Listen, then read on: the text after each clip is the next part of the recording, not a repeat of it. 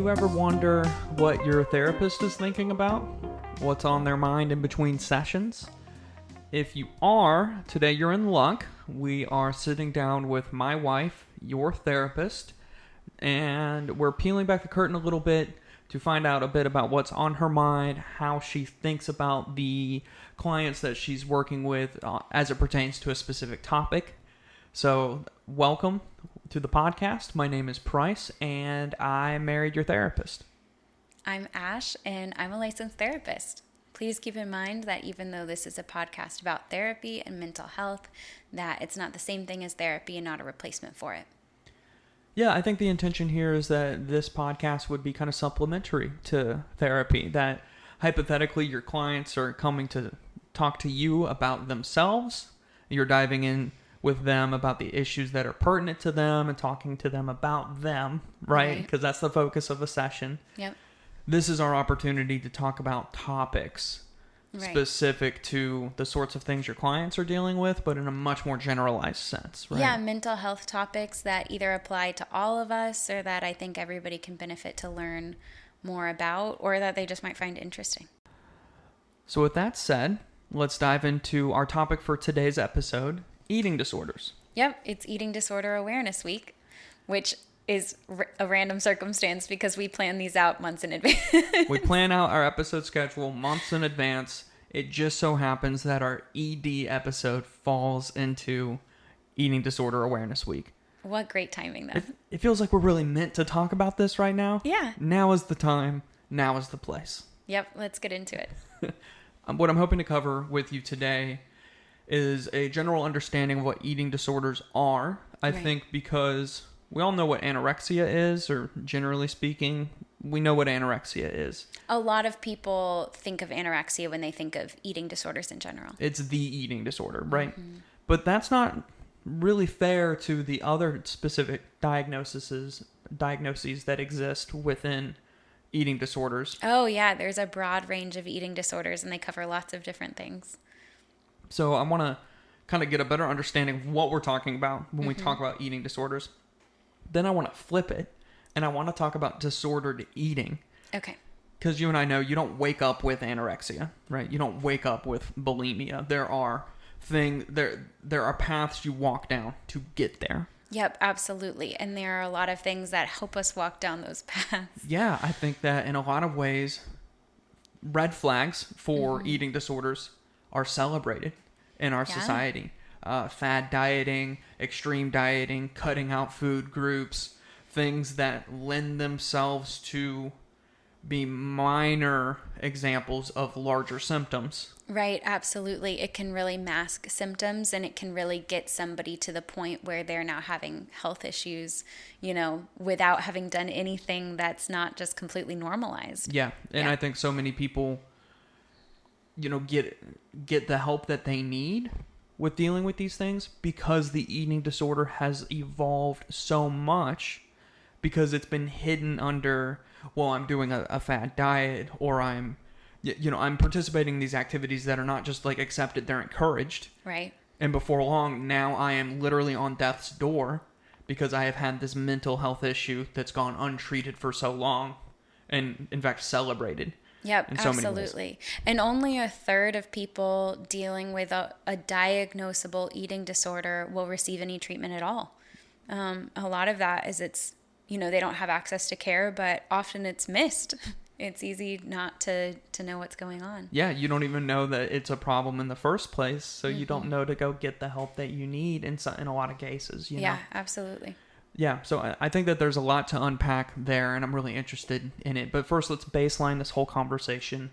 Talk to me, what is an eating disorder? Yeah. How do we know if someone has an eating disorder? What are we talking about? Yeah, so with a disorder, we're talking about something that's fundamentally disruptive to your life in some way. So disordered eating, all leading up to that, I think it is disruptive to your life and your ability to just enjoy food and to enjoy moving your body without having anything else attached to that.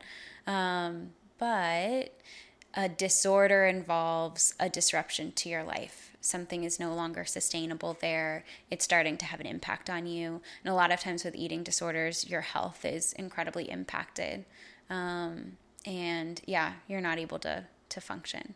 But there are a couple of major eating disorders that we're going to talk about today, and they all present pretty differently. But there's anorexia, bulimia, binge eating disorder, ARFID, and I think we're also talking about orthorexia today. That's not a diagnosable one at the moment, but it's something that really plays into that whole disordered eating sort of thing.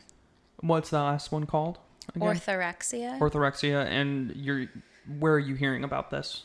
It is something that, well, it's just that it's such a common thing that people are dealing with. So it's not in the DSM-5, which means that it's not officially like diagnosable, billable by insurance and that sort of thing, which is kind of the defining line. But orthorexia is this really extreme focus on health, and I'm putting that in quotation marks because the things that we do for health are often things that are sold to us about health and have nothing to do with real health. But it's categorizing foods as good or bad, cutting out things like sodium, fats, sugar, all the things that actually our body absolutely needs, and it's an obsession with like clean eating. When there's really no such thing. There's no such thing. There's no such thing as clean eating, but we hear about it so often. Food labels will have stuff about, food being clean and food being especially healthy or whatever. And like those things just aren't true. There's room for everything. All foods fit. But yeah, so it's this obsession with like eating in a way that is like pure, and it's a disordered style of eating. So it's something that I've heard other therapists talking about, and that is certainly a growing concern because everything around it is so normalized. I hear that a lot, especially when I'm looking at like fitness influencers, dieting influencers, people online who are cultivating those sorts of narratives, is that you need to be eliminating these food groups and that's the healthy thing. And you're looking at somebody who is like fit and strong and, apparently so happy in this little internet shrine that they built for themselves. Right. And then they're telling you need to eliminate sugar. Yeah. What they mean to say is you need to reduce your sugar intake, because the typical American diet has more sugar than it might need to. Sure. But what they're do need sugar. Yeah, you actually do need sugar. Yeah. It is a critical part of your diet. Yeah. And what they're saying is you need to eliminate it. Those are the words coming out of their mouth. Yeah. And then people are taking them seriously and seeking to eliminate a food group. And it's what they mean. I mean, any sort of like diet that's being sold to us wants us to do something impossible, because then it's a vicious cycle of needing to do that. Maybe it's effective short term, probably it's not even. But if you do, then your body is so deprived of those things, you're going to need them again, and you're going to be back in this cycle of feeling like you have to, do these fad diets. And this is happening so quickly. Yes. And so consistently that people in the mental health space have identified a term for it. Yeah. And even though it's not in the book, so to speak, it probably will be soon. It's something that people are definitely hearing about. So I think it's important to include on this list. And it's really important to say all of the things that fall under this category. In fact, here we are. We're just talking about it first. I'll go through the other ones next. But that everything in this category is so normalized, but these things are not okay, and they lead to the same sorts of health issues. Yeah. We're talking about stuff you're gonna see on magazine covers at the store. You're gonna hear about this stuff like on television, spouted like it's normal, healthy advice. Yeah, doctors on TV, all of that stuff. Yeah, you need to eliminate this. You need to not eat these foods. These foods are bad. Well, there's no such thing as a bad food. Yeah, foods don't have morality. There's no good foods and bad foods. Yeah. Everything, everything fits, and we can have everything in, with balance, like all things in our life. Something else that people promoting what it's actually orthorexia are talking about is eliminating processed foods. That's a term that's essentially meaningless. Almost all foods are processed in some way. That means that literally anything has been done to it. If we buy cut up sweet potato at the grocery store, that's technically processed. Like, processed is such a broad category, but it really it's again this trick that makes you have to go down this perfectionist route of better and cleaner, and those things just don't really exist. That our bodies need food, and we need all types of food, and it leads to some really scary things. And what you're not hearing us say, and what we're not going to say, is that the desire to eat cleaner or healthier is a bad thing. Yeah. What we're saying is that a lot of people have that desire flipped on them to the point that they are told they have to go to such extreme measures that it kicks off a series of behaviors that can be deadly. It really builds in shame around eating. So speaking of like, trying to make good decisions around food, you and I love to cook food at home, and then we're in, control of the ingredients and going into our food, and that feels really good. And we're in touch with the things that we're eating. And I think that has been a really beneficial lifestyle change compared to other times where we've eaten out a lot, or, bought things that were made or whatever. And yeah, that's something that's great. That works for us. You and I have the time and ability and space to cook. Those are things that make sense for our life. But again, that mindset of like needing to be better really gets into this disordered sort of view of how you're putting things in your body. And it's just not fair, and it's not helpful. And anytime we're adding shame into something, bad things are going to happen. That's just the way that shame works. So let's talk about some of those bad things. Let's start with anorexia. Okay. Full blown, this behavior is turning into anorexia. Like this person has anorexia. Yep. What does that mean? What are they dealing with? Yep. So anorexia it's an emphasis on restriction around food. So either cutting out certain types of food, cutting out certain food groups, cutting out sugar or fat or whatever, down to not eating for days at a time, and cutting out food altogether, or even and also cutting out hydration often altogether. But it's all about restriction. I think that the actual diagnosis of anorexia uses a couple of different measurements of where body weight is at and that sort of thing. That's a little bit unfair, because people in visually bigger bodies can be dealing with anorexia too.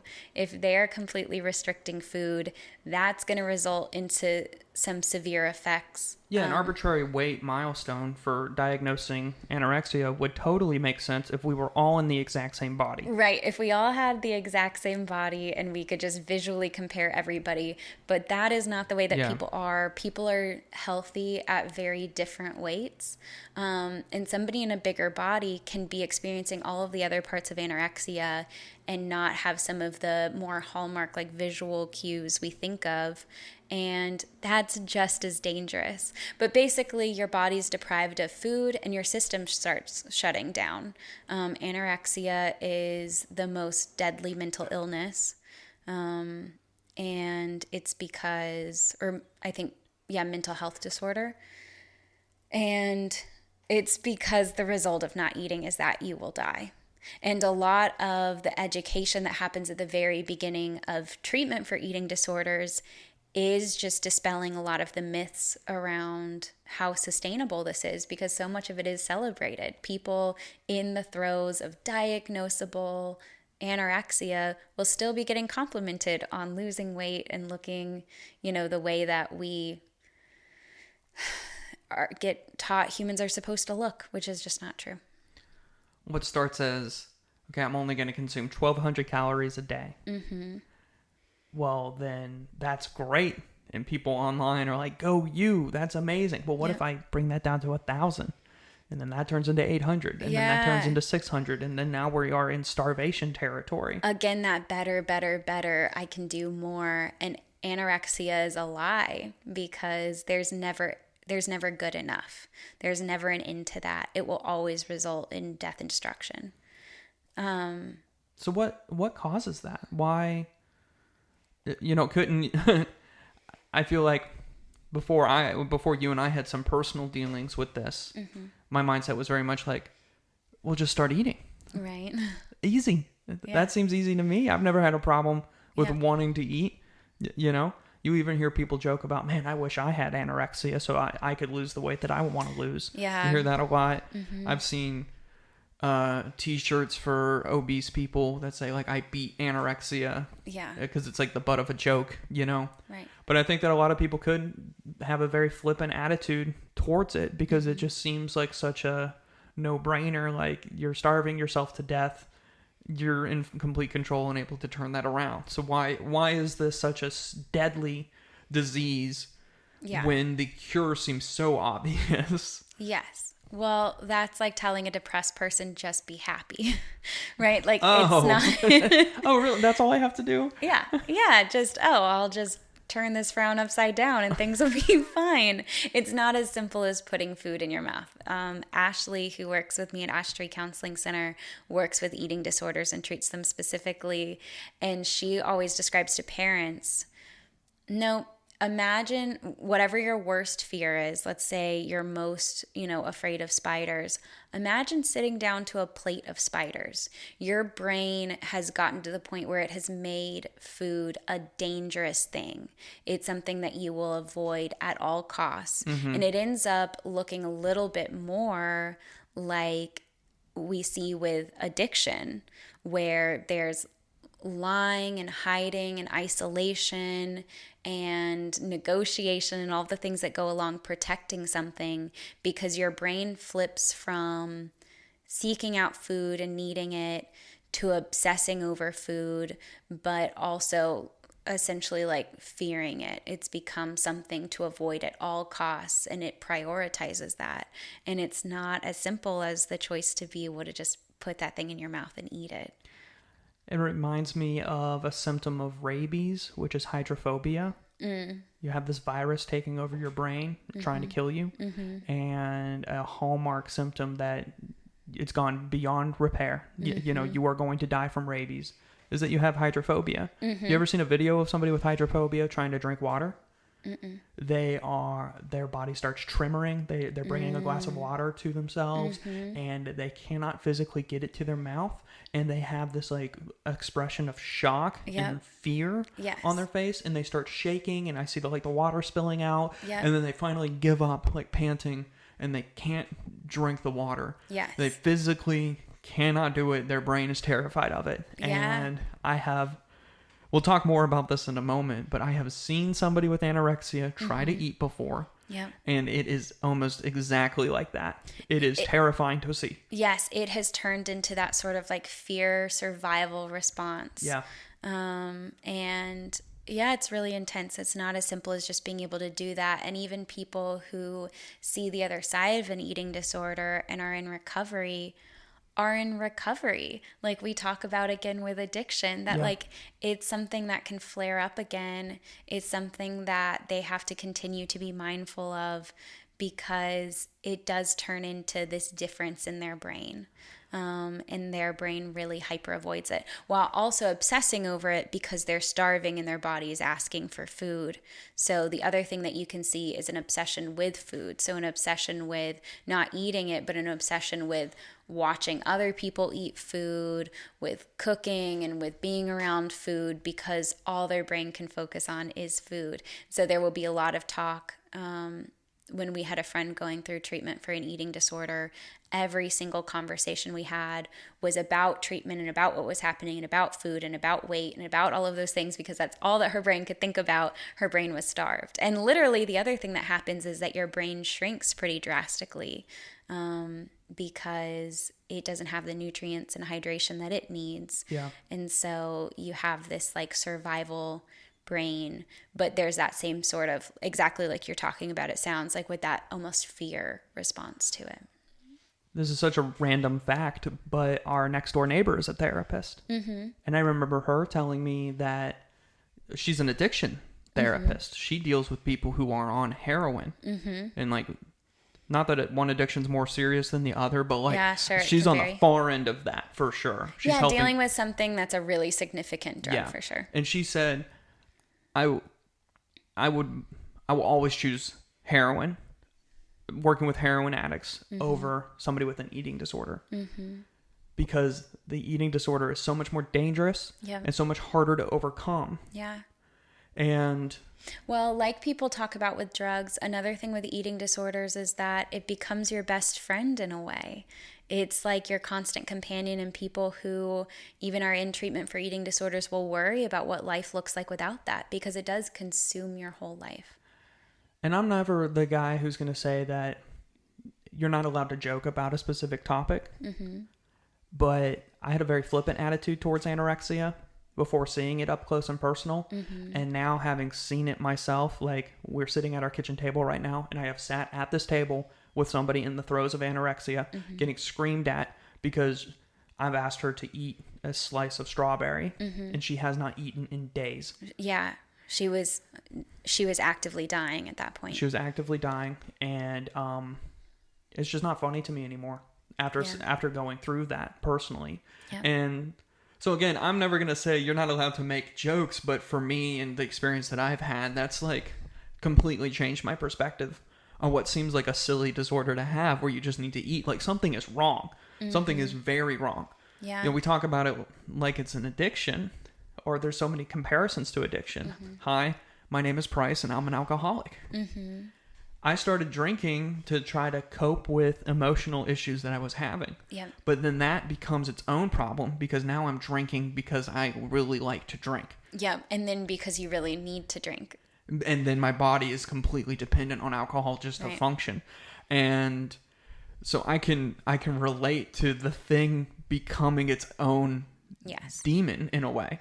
Yep. And that can definitely be true with eating disorders, that one, there is this, like, as with drinking, there can be this genetic component that feeds into that. If you have a family member, you're much more likely to deal with an eating disorder. Oh, really? So if you've had a family member with an eating disorder, mm-hmm. you're more likely to develop one. Yep. That there is certainly an environmental component of the family that you're raised in and the way that they talk about and deal with food. That can be an issue. And then also culturally, we're in a culture that really fosters disordered eating, and it's the same thing with drinking, where it's so normalized. It's so much of our culture is based around going out and getting a drink together, that to the point that when you stopped drinking, you lost friends. Like, it was tough to hang out with certain people anymore because they didn't know anything to do other than drink together. Well, some could say they weren't really friends. Many could say they weren't really friends. But yeah, it was. I didn't even get to a point where anything was happening, where anything was obviously wrong socially mm-hmm. with my drinking. Yep. You know, my drinking was totally normal and fine. And then the parts of it that were overly indulgent were easy to hide, mm-hmm. you know. But I would go on like work trips and go out to drink to excess like every night with coworkers. And that was just normal. That's just like what everybody did. You know? Yeah. And the same thing is true with eating disorders, where so much around especially restriction is normalized, cutting out whole food groups, cutting out diets that are very selective, often, you know,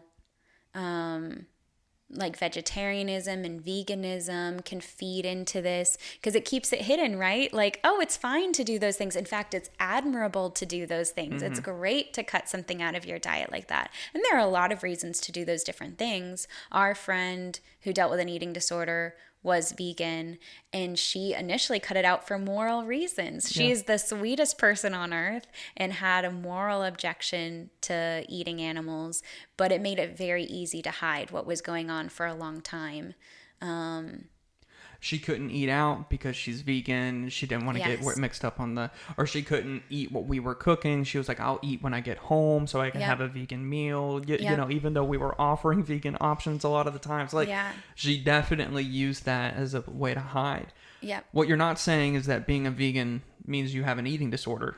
Yeah, that there are reasons that everybody does everything. And in fact, there are certain medical conditions where a doctor might encourage you to cut out certain things. And that's between you and your doctor, and that's great. But in general, so much of what we do as a culture around eating allows for these things to happen and be normalized. That weight loss is so celebrated when people lose weight for a lot of different reasons, and there are a lot of them that aren't healthy or okay at all. And there's a spider crawling down right in front of my face. I was going to try to avoid it, but it went sweeping across. Hey, little buddy. We have a friend. He's like, you guys should all just drink blood. Okay. You wouldn't have these problems anymore. Oh, man. What a massive distraction. Go back to talking about ADHD. Right. Okay. So but yeah, there's so much that's normalized. It's easy to hide, and it's easy to get to this point with drinking, where now it's a major issue. It's impacting your life, and nobody really saw the signs. Other signs, yes, are isolating, being cold all of the time. Physically cold. Yeah. Yep. Having gastrointestinal pain or other sorts of pain. Severe constipation is part of that. This is now getting into bulimia, but having issues with your teeth. So what is bulimia? Yeah, let's now get into bulimia. Yeah. That sounds good. Okay, so bulimia is usually referring to a cycle of binging and purging. So with bulimia, somebody might be appearing to eat normally or even appearing to eat quite a bit of food. Right. They might be sneaking food and having a lot of food at the same time. They might be eating very quickly, and then they're purging, which is essentially making themselves vomit. Another thing that can be happening that can also occur with anorexia is like taking laxatives, and that can be pretty common. I was reading, I'm trying to remember the number now, but there are a lot of kids between like the ages of 9 to 11 doing things like purging or taking laxatives to be able to get food out of their system. Wow. Yeah, it affects kids so young. And that's what Ashley, when she was working with eating disorders at a more residential facility or a partial hospitalization facility, was seeing was that a lot of the kids were really young coming in there. Talk about letting shame be in the driver's seat when it comes to your dietary choices. You're eating a lot with no brakes on. Yep. Then you allow yourself to be filled with shame. Yeah. It's not really a conscious choice, but you're feeling a lot of shame over it. Yep. And then you go vomit to get all of that out of your system. Yep. And the thing you were saying about teeth, causing problems with teeth? Yes. So having all of the acid come up with that, stomach acid come up with that, can start to, get rid of the enamel on your teeth. And so you can start to have issues with your teeth. Sometimes there's like calluses on hands from sticking fingers down your throat and that sort of thing. But in some ways it's harder to spot because, like you said, when we think about eating disorders, we tend to think about anorexia, and just like people with anorexia can have all different body types, people with bulimia tend to have all different body types. But it can cause a lot of long-term issues. It's very rough on your system to be in a cycle of taking in a lot of food, and then very rough on your system to be purging up that food again. That's not what you were built to do. It's not how you were built to eat. It is not what you were built to do. It's not how you're built to eat, and it can start to cause a lot of harm to your system long term. And yeah, that's another thing, is even with treatment, a lot of these long-term effects stick around. With our friend, I'll never forget the day that she found out that she was going to have heart issues for the rest of her life. That even when she overcame anorexia, she was always going to have a weakness in her heart. Because she was getting such poor nutrition that her heart muscles were starting to wither and fade away, basically. Yes, and her heart was starting to eat itself. That's what happens, is That's that right. your tissue starts to eat itself because your body needs nutrition. Your body needs that food, and it will get it any way it can to try to save your life. Your organs are kind of cannibalizing themselves because they have nowhere else to turn Yep. to get the nutrition they need to continue operating. Yeah, So it's very scary. Yeah, so she was given a diagnosis of like having a weak heart, basically. And she's now so much more at risk for so much more things. Right. So many more things. Yep, osteoporosis and other things that cause your bones to be brittle. That's another thing that can come along with this and have long-term impact if you're having deterioration of your bones. There can be teeth loss as well after that much damage to your teeth. And just not having enough nutrition will cause your teeth to fall out. During this, there can be a lot of issues with skin and nails and hair and that sort of thing. A lot of hair loss to go along with it because your body will start to shut down non-essential function until it gets to essential function, and then has to start shutting that down as well. So let's move on to a different diagnosis within the family of eating disorders. Okay. Or we talked about orthorexia. There's another one that you mentioned, ARFID. Yes. What is ARFID? Yeah. So ARFID is oh God, I just blanked on this. Talk to us about what the symptoms are. I'll pull up the acronym. It's something in restrictive. Avoidant restrictive Yep. food intake disorder. That's it. Acronyms are lame. Yeah, I was remembering the name for it this morning and then it blanked now. Okay, so avoidant and restrictive food intake disorder. So ARFID is dealing with essentially extreme picky eating. It can be avoiding different textures, it can be avoiding certain types of food, and it's almost like a phobia response to different types of food, and your diet can become extremely limited to the point where you're not getting the nutrition that you need. It can also start to go along with things like fear of choking, and so then you're not able to eat any food or any food that feels like it might put you at risk for choking. But it feeds into a lot of different things. It also has a big overlap with some sensory disorders like autism. Okay, so I don't like this sort of texture because I'm very sensitive. I have sensory issues, so I'm more likely to suffer from like ARFID. Yep. Or really, ARFID is a manifestation of that higher level of Yes. sensitivity, and it's only a problem because I'm not getting the nutrition that I need. Yeah. It's restricting my diet to that extent. A couple of different things can be at play. It can be sensory issues that are kind of leading into difficulty with certain foods. That's especially common with autism and other sorts of sensory issues. It can be along with trauma. Oftentimes with certain types of trauma, you have people limiting certain types of food that is somehow related to that trauma.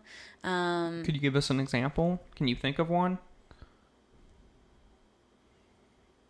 I'd honestly rather not talk about the one that I can think of. Okay.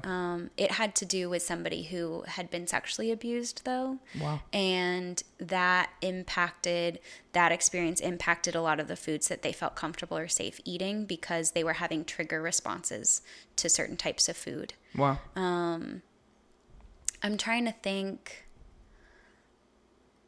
if there's a different example of that might be better. But it can result from trauma, or just, it can be trauma that's as simple as having been, maybe somebody's in an abusive situation and their parent is punishing them for not eating a certain food. And now that's a food that that they avoid because of the trigger response that it gives them. So that's a better example of trauma. Yeah. And it can be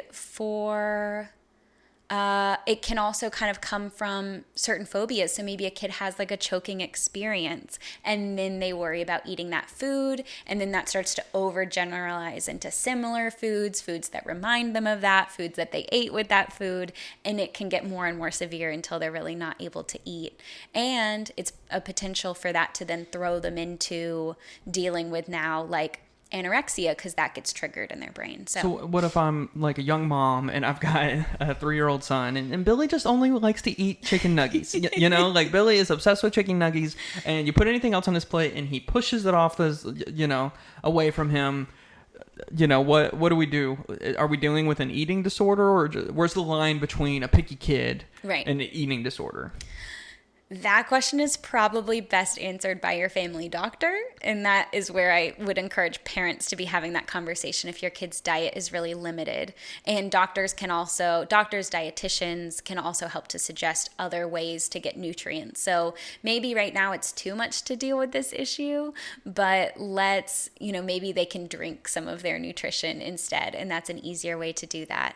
That said, a really fun part of working with clients who are dealing with ARFID is something called food discovery, and that can be a big deal to start working through ARFID. So that'll be getting to do things with food other than having to eat it. So it can be food fight. Yeah. But it's usually involving like putting that food in front of them and letting them sniff it and letting them play with it and feel that texture, and hopefully be dealing with some of maybe sensory issues regarding that texture, or exposure in a non-traumatizing environment, or whatever has been the root cause. But getting to play with that, getting to smell it, maybe feeling safe to put it in their mouth but not have to eat it, so that they can just start to work through some of the like fear that has developed around that. And Wow. Ashley loved working with ARFID. It's kind of rare to work with. There are a lot of eating disorder places that don't treat it because it's just slightly different than other things.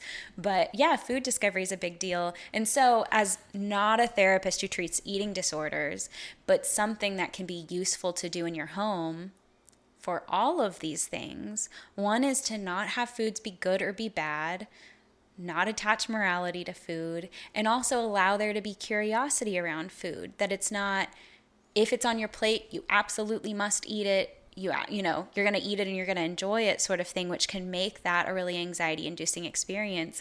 But to allow food to be something that's fun, especially younger kids are so sensory driven to get to touch things and hold things and feel them in their mouths and, play with their food essentially. And that can help to destigmatize some of the things that lead into these issues. I had an experience as a child that makes me really resonate with me on a micro level. It's not the same thing. I'm not equating it, but my mom made us a dish that had canned green beans on the plate, or she made us dinner. There were canned green beans, and I told her I didn't want to eat it, and she said, "You have to eat it." I'm not trying to paint my mom in a bad light. She was not like authoritarian or overbearing or anything, but just in this context, she was probably like frustrated trying to get her kids to eat dinner. She was like, "You need to eat your food." And so I was like, okay, here we go. And I ate the green beans and I ended up vomiting all over the table. Oh, no. Never asked me to eat green beans again. I know you will not eat canned green beans. Years later, we opened a can of green beans and it was revolting to me. Yes. And I pride myself on being pretty open with food and willing to try new things. And there's not really many foods I don't like, but just the thought of green beans is sends chills down my spine. And I'm sure it's because of that incident when I was a kid. Yeah. Right. And here's the deal. If something makes you sick, it's your body's job to keep you away from that thing. Yeah. That's an important part of the way that our bodies keep us safe. And so when you have this negative experience around food, or when something's causing sensory issues, which set off all sorts of alarm bells in your body's going to build up every defense it can to keep you from that thing. And that can turn into something that then is a scarier situation, like not getting your nutritional needs met because you're dealing with ARFID. Well, if you have a choking experience and then you don't want to eat the food that caused you to choke, that makes total sense to me, because your body's like, oh, hell no. Right. That tried to kill us. Exactly. But what you're saying is when this becomes a problem is when that fear starts expanding to other food groups, to the point that you're not getting the nutrition you need for fear of experiencing that choking situation again. I think most people have some food that they won't eat because they had a bad experience with it. I'll never be able to eat that again. It made me sick. Or even just as much as I tried some one time and the way somebody cooked it I didn't like, and now I don't eat it anymore. I think we all have something that we don't eat like that, but it starts to become an issue, when it's getting to the point where it's expanding to other things, or the sensory issues are severe enough that they're so limiting the diet that the kiddo is not getting their needs met, or the individual isn't, but often we're seeing this in kids. Right.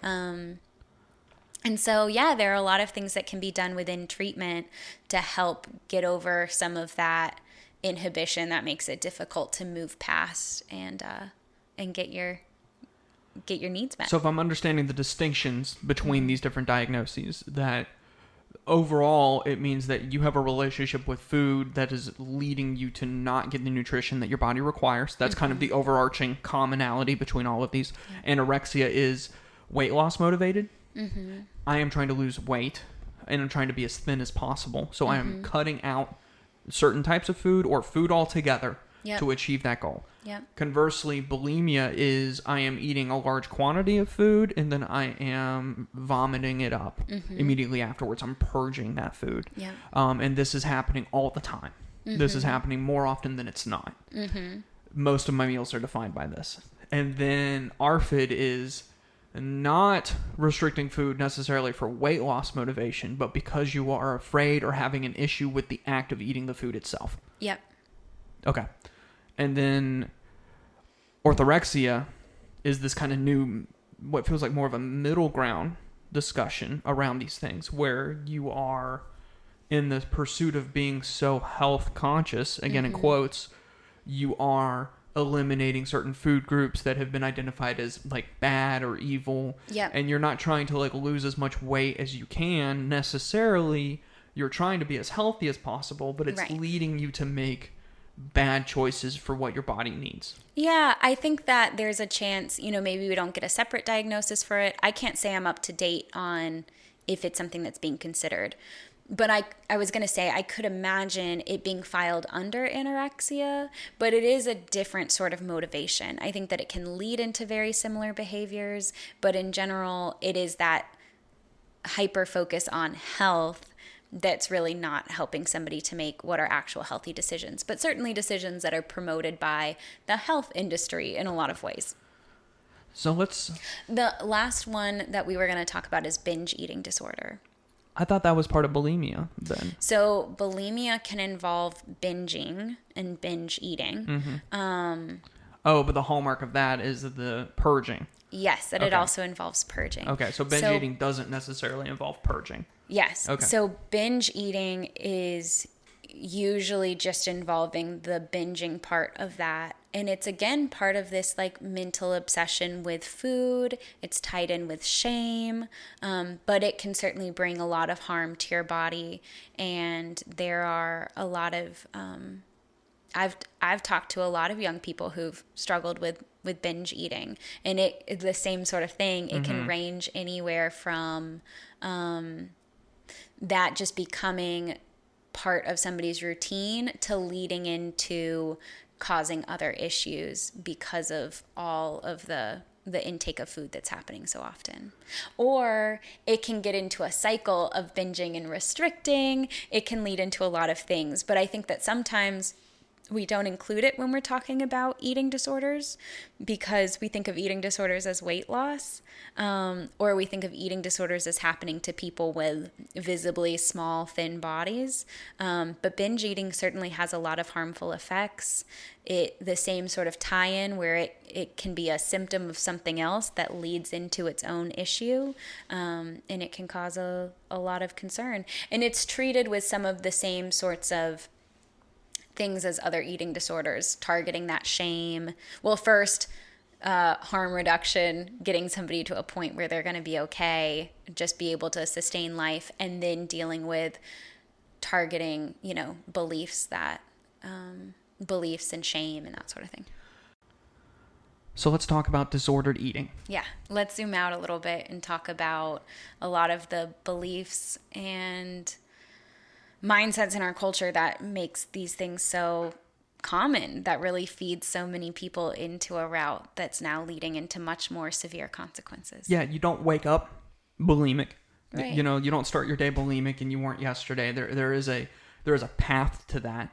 So we call that path disordered eating. Disordered eating, and that leads into a lot of other misconceptions and myths that we believe around food and nutrition and health and all of that.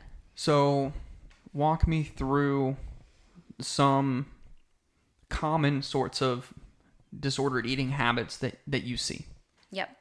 So first of all, I think this always starts with just the belief that any sort of food is good or bad. And we've already touched on this a little bit, but food has no morality. It's not good or bad, and that all foods fit, and that actually cutting out any specific food group will make your brain specifically crave that. So if we're thinking about, hunting and gathering, that if you're short on a resource, your brain will hyper focus on that so that you have the energy, drive, motivation to go out and get that resource when you need it, to go out and get something that's high in fats, to go out and get something that has more sugar, to go out and get whatever. And that it's important that our brain does that. That's good for survival. And when we follow like fad diets that say cut out fat, cut out carbs, your brain is going to obsess over getting those things. And that's going to lead to this cycle of trying to avoid it and then maybe binging on it or just seeking out a lot of that, feeling like you've fallen off of your diet, trying to get back on, not to mention that back and forth eating and having periods of time missing a whole food group is doing a lot of harm to your body. Other disordered eating habits, really anything that's focused on weight loss is the primary goal. There isn't a magic number for our bodies, that our bodies are so different and are healthy at different weights, and that having a specific goal in mind rather than something that is freeing, that's movement feels nice for my body. I feel good when I'm taking a walk. I feel good when I'm playing a sport. I feel good when I'm getting to stretch and to do those things. Focusing on the positive aspects of that is going to lead to a lot more healthy behavior instead of, I have to walk this many steps a day or else sort of mindset. And that builds in shame, and shame keeps us locked in harmful habits. Yeah, I can't have any fast food. Mm-hmm. I can't have it. And then, what do? You stick with that for about 3 or 4 days. Yeah, if you wake up every morning and tell yourself, I can't have fast food, well, what are you thinking about every single day? Yeah, exactly. And then before long, you have your first bad day at work, and you're running late, and you just need a quick meal, so you drive through McDonald's, and then what happens? You are off your diet completely because you have failed. You said no more fast food. Yeah. Now you have completely failed. What's the point? I'm back off my diet. And what happens most of the time when people start diets is that they don't work and they gain any weight back that they have lost. And then some. And then some. Yeah, absolutely. And again, I don't want to prioritize the goal being that we're thin and that we lose weight. I think that leads directly into disordered eating and has a lot of misconceptions that we have about bigger bodies in general. But anything that's cutting out a whole food group, a whole type of food.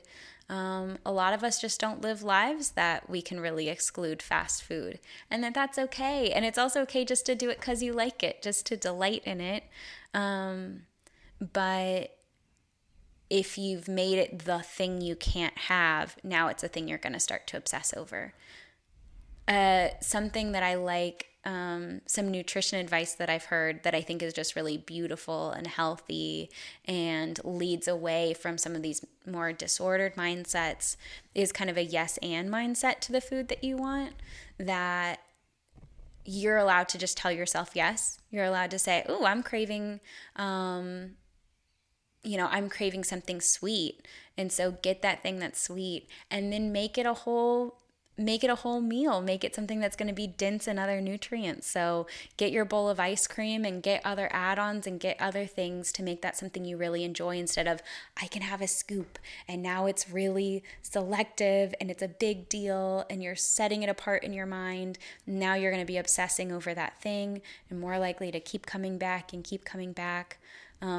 Or to pat yourself on the back for avoiding that and then creating more, I'm good when I avoid sugar. I'm good when I avoid this thing. It's so funny to me because we live in this world that says we need to reward shame and shame alone, that we should be ashamed of the way that we eat, and that should be the driving motivation behind like the dietary choices that we make, when we know empirically and factually that shame drives us back to those habits we're trying to avoid in the first place. Yes, shame keeps us stuck doing the same thing over and over.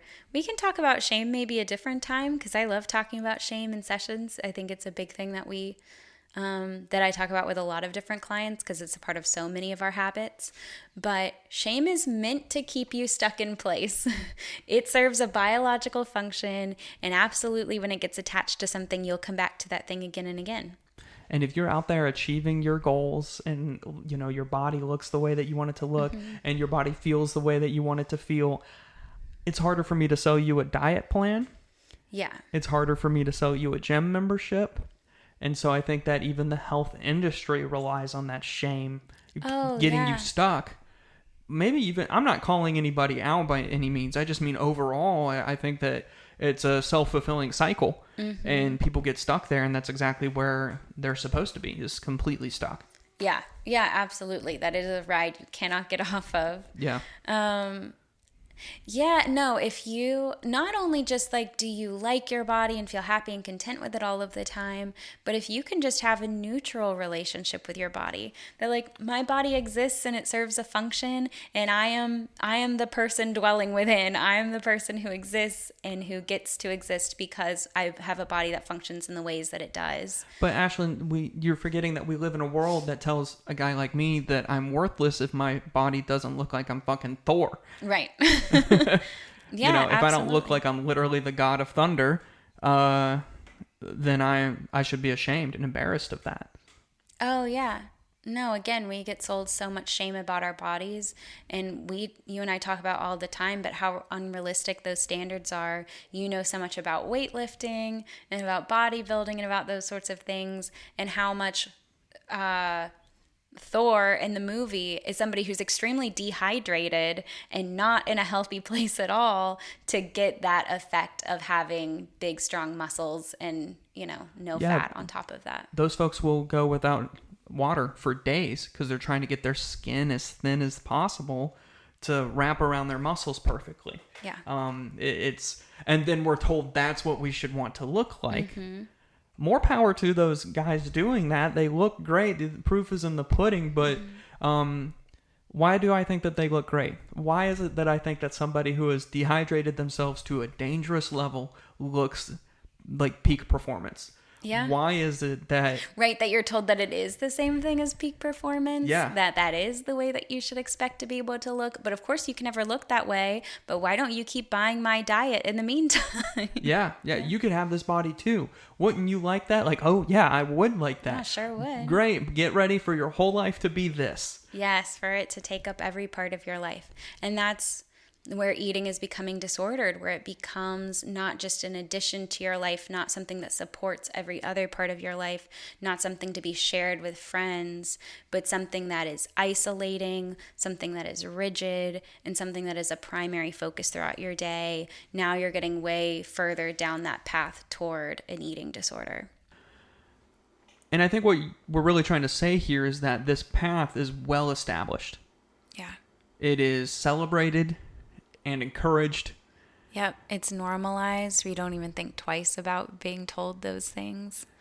Yeah, but what I have learned, you know, being exposed to eating disorders in my own life is that if anyone is telling you to cut out a food group or to not eat on certain days of the week or to do anything that doesn't feel normal or natural, it is red flag city for me. Yeah. And there are so many other things that ask us to detach from our own bodies. And I think that contributes to eating disorders and disordered eating in general as well, is so much tells us like not to feel what's going on. And then of course we're like numbing and unable to care for this place that we live. And you know, in my own experience, you know, I've had a lot of body confidence issues over my life, massive fluctuations in my weight, especially in my early 20s. It has taken a long time to get to this place, but coming to a place of just accepting the food that I eat and the way that I look and appreciating my body for like what it actually can do came before the healthy habits that I've now established. The acceptance came, and then I found it easier to start going to the gym. And then I found it's easier to start eating more healthy food. Oh yeah, it's a mental game first. It's getting past all the lies that we're taught and like loving the body that we live in, or at least deciding that we're going to care for it even if we hate it. And then being able to move on from that. I don't want to sound like I'm pitching too hard here, but it took going to therapy for me to actually start seeing some of the benefits on the physical side of my life come through. It took addressing some of the issues that were putting me in unhealthy situations, like my depression and some of my mental health struggles. Those were what contributed to the problems that I had with like controlling my eating. And it took dealing with those things through therapy to actually find some traction. That's so true. It was therapy for me too. It was, I mean, on both sides of it, but it was working with all of the ways that I had come to dislike myself and not care for myself and not see myself as deserving of those things. And my body is deserving of those things. And it's a lot of unlearning. It's the removal of the shame for me. Yeah. It's, Shame. letting go of the shame has helped me. For so many of us, we believe that the shame is what is going to drive us to have the body that we want. Feeling ashamed of the food that we're eating, feeling ashamed of the amount of time we spend not in the gym, you know. And it was letting go of that shame that enabled me to start finding some success in those areas. Which is so funny because I think that a lot of diet culture and that sort of thing relies on making us feel ashamed, which is really just locking us in this cycle that we know doesn't actually lead anywhere. It doesn't lead to health. It doesn't lead to like living a better, happier life. But we really I feel like the mentality around people who are so dedicated and end up in those really rigid patterns is convincing themselves that they'll feel ashamed if they don't do that, and that they need to feel shame about the way that they are, and that's what leads down those roads. Exactly. Yeah, if you're relying on shame to get you where you're going, not only are you not going to get there, you're going to feel like shit the entire time. Yeah, it's going to suck the whole way down. So, Eating Disorder Awareness Week, we are trying to end this episode hopefully imparting some knowledge about what eating disorders are and how they work, and then raise some awareness of some of the things that we kind of accept as normal that might lead to disordered eating. Yeah.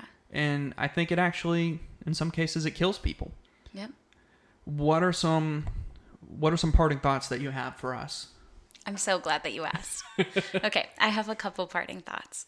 One is to know that what we see in the mirror has a lot to do with the way that we feel about ourselves. That what we're seeing reflected back to us has very little to do with what you're starting to give me a look. You ever looked in the mirror and it just ruined your day? Sure. But what ruined my day is what I was told was supposed to be there. That like what's in front of me, that's just me. Like that's just the things that I have holding me together so that I can go about in the world and do the things that matter. Yeah. And yeah, the way that we feel about ourselves and the lies that we've been told are what's impacting us when we look in the mirror. And so something we can do is spend time in the mirror telling ourselves true things. And this feels really silly, but this is literally something that Ashley has her clients do, is to look in the mirror and like say good affirming things. There are so many good affirming statements that you can like find online and that sort of thing too if you need a list, but post that in all the mirrors in the house, or if you need to for a bit, cover up all the mirrors in the house, get rid of the scale, like stop making those things the things that get the chance to ruin your day. Your day is so much more valuable than that. Something else, another way we can help ourselves and help other people is to not make body comments, to not comment if somebody loses or gains weight. Often that's symptomatic of something else anyway. To compliment people on other things, to point out other intrinsic traits about them instead of making body comments in any way. That's just not really helpful. I got the chance to do a presentation with some athletic coaches at one point and telling them the same thing. Like, yeah, you're dealing with athletes, but that doesn't need to be your focus. And it's so easily, those comments stick. that we really remember those things that people say about our bodies. I think I remember every comment anybody has ever made about my body. Right? You know, even from, wow, you're looking strong, to, oh my God, you've got a gut on you. You Yeah. know, I remember all of that. It's very weird. So true. Every single one. Anytime people point out, something weird that you didn't notice about your body before, or something that you didn't know somebody else, don't do it. Don't make a body comment. It's not worthwhile. Get that out of your system. Stop doing it. Really understanding more of the lies that are a part of diet culture and that we have about disordered eating, just getting more awareness around these topics, listening to people who do more to dispel these myths, getting the stuff off your Instagram and off of TikTok that's showing you that you have to have a body that looks a certain way, making sure that you're not, that to the best of your ability, you're having fewer of those voices, because they're everywhere, but we have the opportunity to trim that down, especially on our little curated spaces. And then lastly, recognize that taking care of your body has nothing to do with the way you feel about it that day.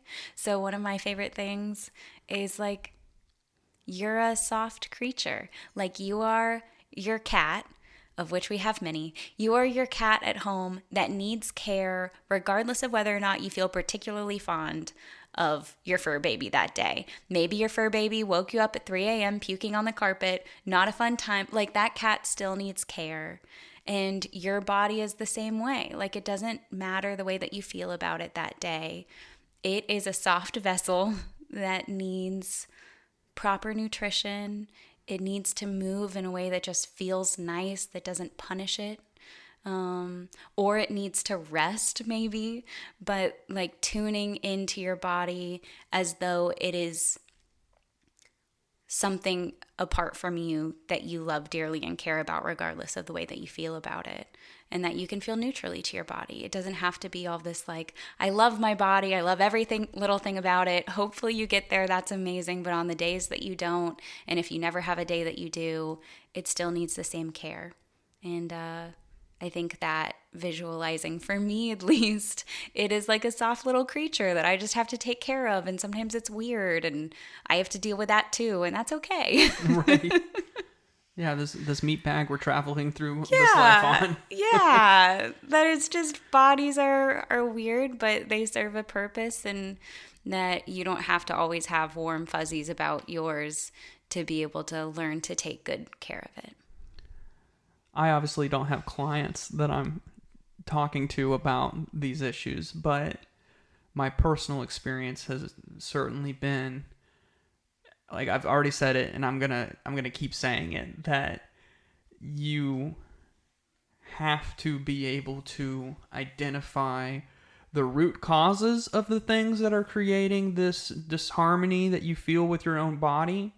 And until that happens, no amount of dieting, no amount of working out will outmaneuver those root issues. Yeah. When you look in the mirror and you don't like what you see, you are looking at an output, but your problem is with the inputs. I like that a lot. You have an issue with the decisions that you have made to give you the body that you have. Yeah. And those decisions aren't just made at the fridge. Those are made with just how you interact with yourself and the self-esteem that you hold yourself in. And that has been a very difficult and very painful lesson for me to learn over the years, but it has certainly been a worthwhile one. Yeah. Coming to a place now where I'm much more comfortable in my own skin, and it has nothing to do with the way that I look, and it has everything to do with the way I perceive myself. Yeah. Yeah. That's so much of what happens with our bodies and what shows up in and on our bodies is symptomatic of what else is going on. And I really like that outputs versus inputs in the way that we view ourselves. I think that that's so helpful. Yeah. Yeah. Well, thanks. You're welcome. Such a good point. Yeah. No, really, you speak to this a lot. And I think that you have really, we've been so impacted with our experiences around this. And all the time I hear you sharing on these things, and I think that it's important the way that we dispel myths for those around us. It's important the way that we talk about our own selves, and then that has an impact on others. And It's so good. I think at the end of the day, what I'm really trying to say is if you look in the mirror and you don't like what you see, consider, I'm not kidding, consider therapy. Mm-hmm. And then meet me at the gym, brother.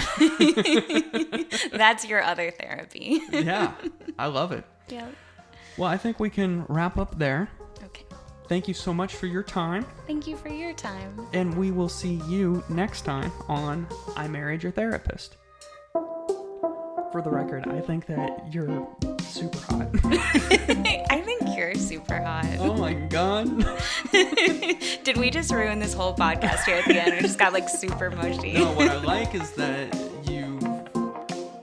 we've been working on ourselves as people, and it took seeing this eating disorder up close and personal to like redefine our own relationship with food and our own relationship with our own bodies, and we've come out on the other side of that like much more confident people, and interestingly enough, much healthier people as well. Yeah, absolutely.